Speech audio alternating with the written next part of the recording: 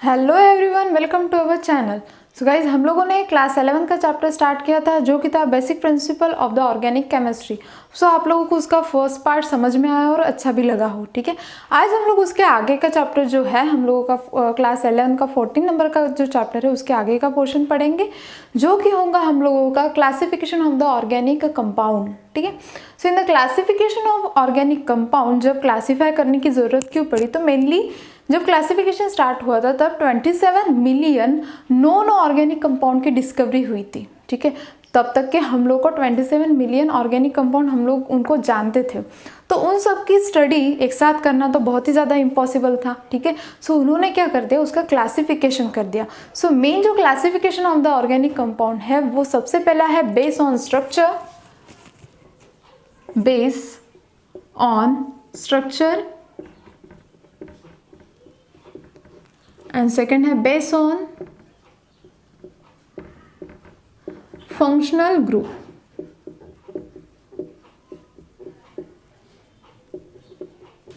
So first of all we will discuss about the base on structure. So on the basis of base on the structure, structure के basis के तौर पे उनका classification किया गया है, जो कि है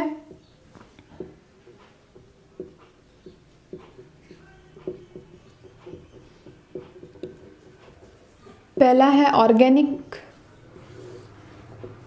कंपाउंड में जो कि है एलिफेटिक कंपाउंड, एंड सेकेंड है साइक्लिक कंपाउंड।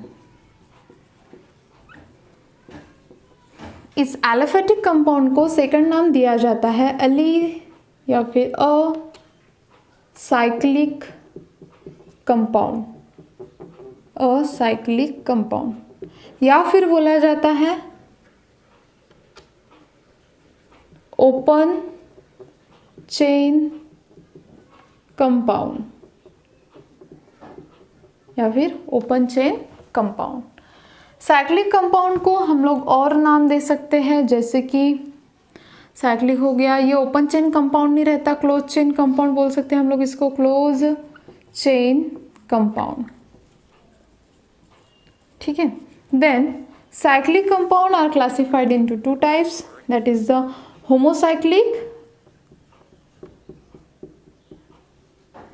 होमोसाइक्लिक कंपाउंड और heterocyclic compound. Then homocyclic compound are also classified into two types, that is the alicyclic compound and aromatic compound.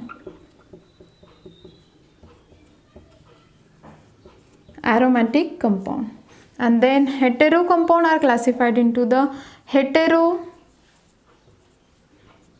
alicyclic compound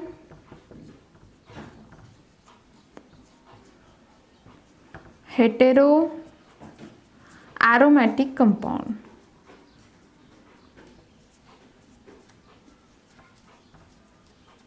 और ये जो साइक्लिक है इसका और क्लासिफिकेशन और एक है, जो कि है benzoid compound and non benzoid compound.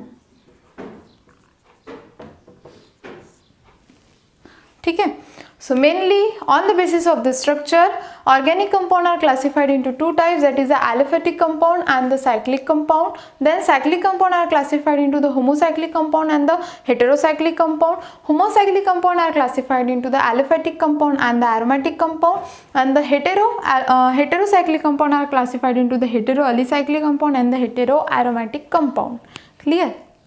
सो अभी हम लोग वन बाय वन हर एक को डिस्कस करते जाएंगे कि एलिफेटिक कंपाउंड क्या होता है, साइक्लिक कंपाउंड क्या होता है, होमोसाइक्लिक कंपाउंड में ये दो क्या होते हैं। ठीक है, हर एक को स्पेसिफिकली हम लोग डिस्कस करते हुए जाएंगे, लेकिन उसके पहले आप लोग ये फ्लो चार्ट जो है उसका एक स्क्रीनशॉट निकाल लो या फिर लिख लो। देन हम लोग जाते हैं नेक्स्ट इस पे, जो कि डिटेल में देखेंगे कि हर एक का मीनिंग क्या होता है।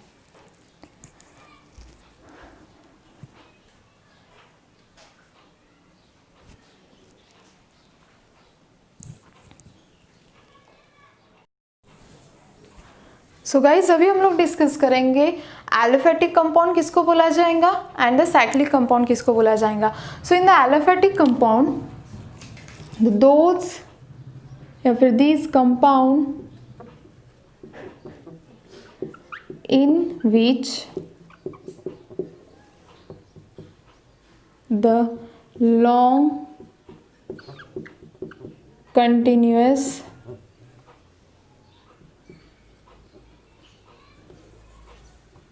straight chain or branch chain occur। ठीक है। सो इस कंपाउंड में क्या होने वाला है, एक तो कार्बन एटम की लॉन्ग कंटिन्यूअस चेन रहेंगी, the compound in which the long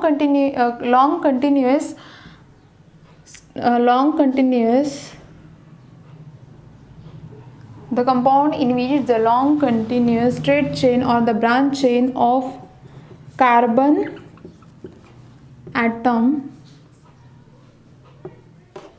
occur. ठीक है, इसमें क्या होने वाला है, लॉन्ग कंटिन्यूअस चेन या फिर स्ट्रेट चेन किसकी रहने वाली है, कार्बन एटम की। जैसे कि फॉर एग्जांपल हम लोग देखेंगे CH3 CH2 CH2 CH3, तो आप लोग देखोगे कार्बन एटम की क्या है, एक स्ट्रेट चेन है। ठीक है, क्या है, एक स्ट्रेट चेन है जिसको हम लोग क्या बोल सकते हैं, एन ब्यूटेन। क्या है इसका नाम, एन ब्यूटेन। ठीक है, तो उसकी क्या है, एक लॉन्ग कंटिन्यूअस चेन है। तो हो सकता है वो कार्बन एटम की स्ट्रेट चेन हो या फिर ब्रांच चेन भी हो सकती है, जैसे कि CH3 CH3 CH2 CH3।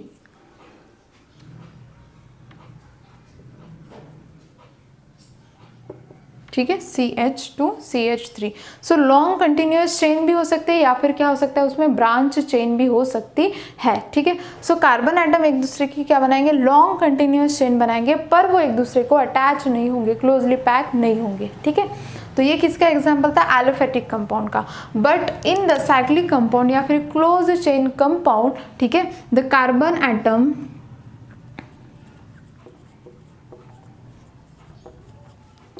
attach itself to form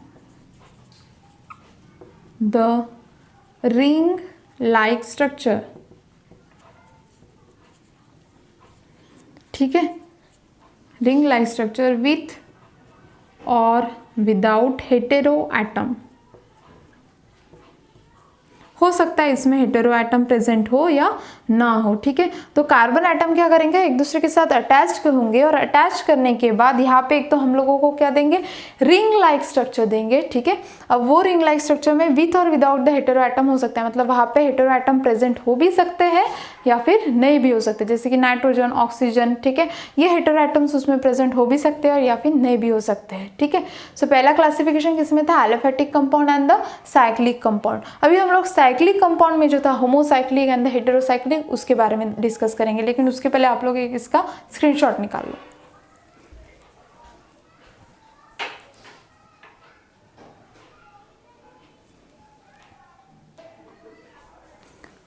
so guys अभी हम लोग डिस्कस करेंगे साइक्लिक का क्लासिफिकेशन, साइक्लिक कंपाउंड का क्लासिफिकेशन, जो कि मेनली है in the homocyclic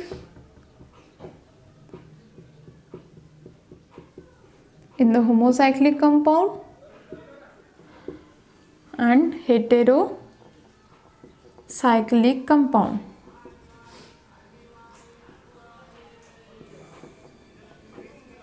So in the homocyclic compound they are classified into two types, जो कि हम लोगों ने डिस्कस किया था, alicyclic and the aromatic।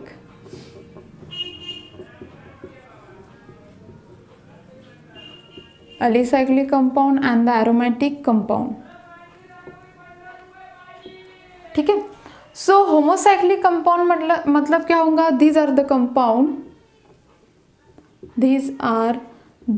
compounds which is made up of only carbon atom. These are the compound which is ring made up of only carbon atom. इसकी जो ring होंगी वो किसकी बनी हुई रहेंगी? सिर्फ और सिर्फ कार्बन एटम की. किसकी? सिर्फ और सिर्फ कार्बन एटम की. ठीक है. Then the homocyclic compound are classified into the alicyclic and the aromatic compound. alicyclic and the aromatic compound. ठीक है. अब alicyclic जो है वो सिमिलर होता है किसके जैसा? एलोफेटिक कंपाउंड के जैसा. किसके जैसा? एलोफेटिक कंपाउंड के जैसा. एलोफेटिक कंपाउंड की जो प्रॉपर्टी होंगी उसके जैसे ही रिप्रेजेंटेशन या फिर प्रॉपर्टी कौन देता है हम लोगों को? Alicyclic compound. बट यहाँ पे डिफरेंस इतना है कि वो साइक्लिक फॉर्म में होता है. जैसे कि देखो ऐसा CH2 CH2 CH2. ठीक है. इसको हम लोग क्या बोलेंगे? साइक्लोप्रोपेन. साइक्लोप्रोपेन. बट कौन से फॉर्म में है? कार्बन एटम की स्ट्रेट चेन ही है, बट कौन से फॉर्म में है? वो साइक्लिक के फॉर्म में. कौन से फॉर्म में है? साइक्लिक के फॉर्म में है. इसलिए हम लोग उसको बोलते हैं साइक्लोप्रोपेन. कौन सा प्रोपेन? साइक्लोप्रोपेन. सो एलोफेटिक ही कंपाउंड है बट उसकी अरेंजमेंट रहती है साइक्लिक मैनर में. कौन से मैनर में? साइक्लिक मैनर में. ठीक है. उसको हम लोग बोलते हैं अलीसाइक्लिक कंपाउंड. कौन सा compound? Alicyclic compound. And in the aromatic compound these are those compound which contain at least one ring. ये क्या करेंगे? एटलीस्ट वन तो भी रिंग क्या करने वाला है? कंटेन करने वाला है. मतलब उसके स्ट्रक्चर में रिजेंबल किसके साथ होगा? बेंजीन रिंग हो सकती है. वो कौन सी भी रिंग हो सकती है. जैसे कि अगर एग्जांपल लेते हैं तो बेंजीन रिंग, या फिर दूसरा एग्जांपल लेते हैं तो टोल्यूलिन. ठीक है. तो एक तो भी रिंग क्या होंगी? देखो रिंग के साथ बना है ये, तो उसमें एटलीस्ट एक तो भी रिंग क्या होंगी? उसके साथ प्रेजेंट होंगी. उसी को हम लोग क्या बोलते हैं? Aromatic compound. कौन सा कंपाउंड? Aromatic compound. जिसमें क्या होंगे? एटलीस्ट एक रिंग प्रेजेंट होंगी. उसको हम लोग बोलेंगे एरोमेटिक कंपाउंड. क्लियर? चलो, तो हम लोगों ने होमोसाइक्लिक कंपाउंड का क्लासिफिकेशन देख लिया. अभी हम लोग देखेंगे हेटेरोसाइक्लिक कंपाउंड का क्लासिफिकेशन. जल्दी से स्क्रीनशॉट निकाल लो.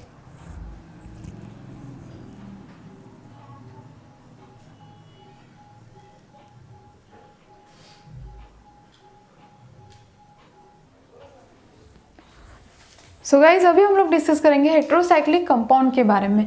तो सबसे पहले देखते हैं कि हेटेरोसाइक्लिक कंपाउंड की डेफिनेशन क्या होगी. सो ऐसे compound, this compound which contain the hetero atom like nitrogen, sulphur, oxygen in the carbon atom ring. किस में कंटेन करेगा वो? कार्बन एटम रिंग में. ठीक है. देन द हेटेरोसाइक्लिक कंपाउंड, कोई भी हेटेरोसाइक्लिक कंपाउंड कोई भी नाइट्रोजन, सल्फर या फिर ऑक्सीजन ऐसे ही हेटेरो एटम्स को क्या करेगा? रिंग में कंटेन करेगा. कार्बन एटम की जो रिंग होंगी उसमें नाइट्रोजन, सल्फर एंड ऑक्सीजन को क्या करेगा? वो कंटेन करेगा. देन उसमें दो आते हैं. एक रहता है हेटेरो अलीसाइक्लिक कंपाउंड. उसका क्लासिफिकेशन किस में किया? हेटेरो अलीसाइक्लिक कंपाउंड में. और दूसरा है hetero aromatic compound. Hetero aromatic compound. So they are classified into two types, that is the hetero alicyclic compound and the hetero aromatic compound. So इसमें क्या होगा? This alicyclic compound क्या करेंगे? जो alicyclic compound हम लोगों ने देखे थे वो alicyclic compound. So this alicyclic compound contain at least one hetero atom. इसमें क्या होगा? एटलीस्ट एक तो भी हेटेरो एटम कंटेन करने वाला है. ठीक है. तो हेटेरो एलिसाइक्लिक कंपाउंड में this alicyclic compound contain at least the one hetero atom. जैसे कि एग्जांपल है, हम लोग कार्बन की चेन ले लेते हैं. ये होगी कार्बन की चेन. ठीक है. और यहाँ पे ले लिया हम लोगों ने पाइपिरिडिन का स्ट्रक्चर। किसका स्ट्रक्चर है ये? पाइपिरिडिन का। पाइपिरिडिन, ठीक है, एक बार चेक कर लेते हैं। हाँ, पाइपिरिडिन का स्ट्रक्चर, ठीक है। तो यहाँ पे देखो लॉन्ग कंटिन्यूस चेन है जो कि एलिसाइक्लिक में भी थी, बट यहाँ पे कौन अटैच है? इसको नाइट्रोजन अटैच है, ठीक है। तो नाइट्रोजन अटैच होने के कारण हम लोग उसको क्या बोलेंगे? Hetero alicyclic compound. कौन सा compound? Hetero alicyclic compound. And in the hetero aromatic compound यहाँ पे भी सेम होगा। इन the aromatic compound contain at least the one hetero atom. Aromatic compound क्या कंटेन करेगा? एटलीस्ट वन हेटेरो एटम, ठीक है। So one hetero atom contain करेगा, तो इसका स्ट्रक्चर इस वे से मिलेगा। CH CH CH, यहाँ पे नाइट्रोजन होगा CH एंड द CH, और यहाँ पे मिलेगा हम लोगों को डबल बॉन्ड, ठीक है। तो ये किसका स्ट्रक्चर होगा? पिरिडीन, जो कि नाइट्रोजन कंटेनिंग कंपाउंड है। क्या है? पाइरिडीन, ठीक है, जो कि नाइट्रोजन कंटेनिंग कंपाउंड। ये किसका एग्जांपल हुआ? Hetero aromatic compound. या फिर इसकी डेफिनेशन क्या होंगी? एरोमेटिक कंपाउंड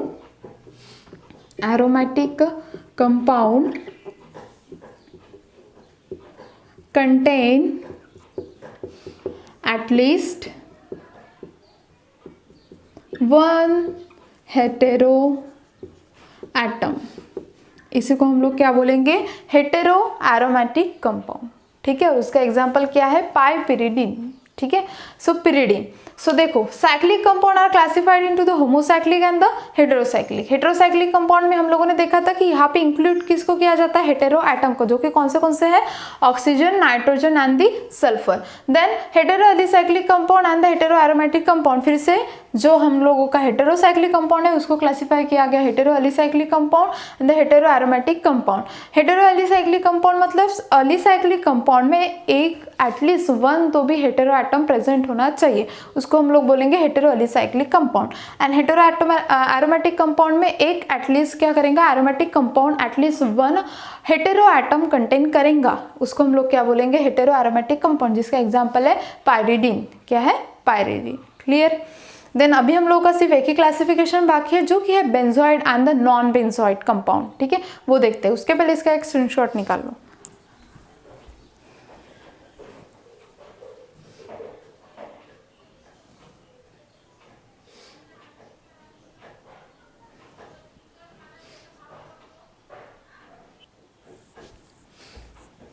सो गाइज जो लास्ट क्लासिफिकेशन है वो किसका है? एरोमेटिक कंपाउंड का। So aromatic compound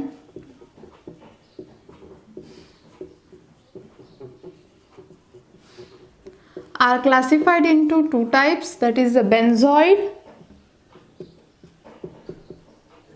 compound and non-benzoid compound.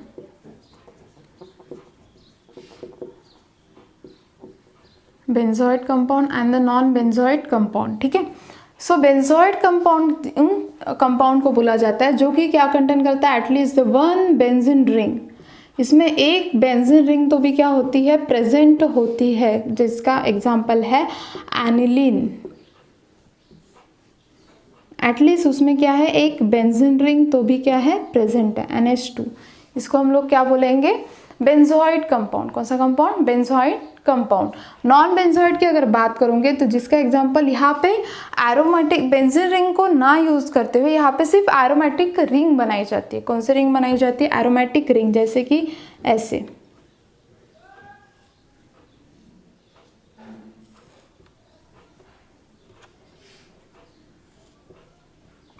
इसको बोलते हैं हम लोग ट्रोपोलिन,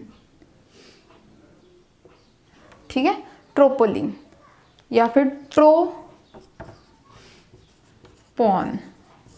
क्या बोलते हैं? ट्रोपॉन, ठीक है। तो यहाँ पे देखो सिर्फ और सिर्फ क्या है, एक एरोमेटिक कंपाउंड है, एरोमेटिक रिंग है, बट यहाँ पे क्या है, एक benzene ring attach, benzene ring present होती है, उसको अटैच होता है कोई भी ग्रुप। यहाँ पे क्या होता है, फंक्शनल ग्रुप जो अटैच है वो एक एरोमेटिक रिंग को है, किसको है, एरोमेटिक रिंग को है, इसलिए हम लोग उसको बोलते हैं नॉन बेंजोइड। दिखता तो बेंजीन के जैसा है बट नॉन बेंजोइड, और ये क्या है, कंप्लीटली एक बेंजीन रिंग को अटैच होता है फंक्शनल ग्रुप, उसको हम लोग बोलते हैं बेंजोइड कंपाउंड। कौन सा compound, benzoid compound. Clear. So guys ये जो क्लासिफिकेशन था ये था on the basis of the structure. ठीक है, स्ट्रक्चर के बेसिस के तौर पे हम लोगों ने क्या किया था, इसका क्लासिफिकेशन किया था। ठीक है, इसके बाद इन द नेक्स्ट वीडियो हम लोग देखने वाले हैं on the basis of the functional group. ठीक है, on the basis of functional group हम लोग किस वे से क्या करते हैं, ऑर्गेनिक कंपाउंड को क्लासीफाई करते हैं। ठीक है, तो वो हम लोग देखेंगे नेक्स्ट वीडियो में। होप सो आप लोगों को ये जितना भी कंसेप्ट मैंने आज पढ़ा है वो अच्छे से समझ में आ गया होगा। अगर आप लोगों को समझ में आ गया है तो प्लीज़ कमेंट बॉक्स में मेंशन कीजिए, और अगर आप लोगों को नोट्स भी चाहिए होंगे इस चैप्टर के सो प्लीज़ कमेंट बॉक्स में मेंशन कीजिए, हम लोग ज़रूर प्रोवाइड करेंगे। सो अगर आप लोगों को ये चीज़ आज की पसंद आई होंगी या फिर समझ में आया होगा तो प्लीज़ चैनल को लाइक, शेयर एंड सब्सक्राइब करना मत भूलिए। Thank you so much.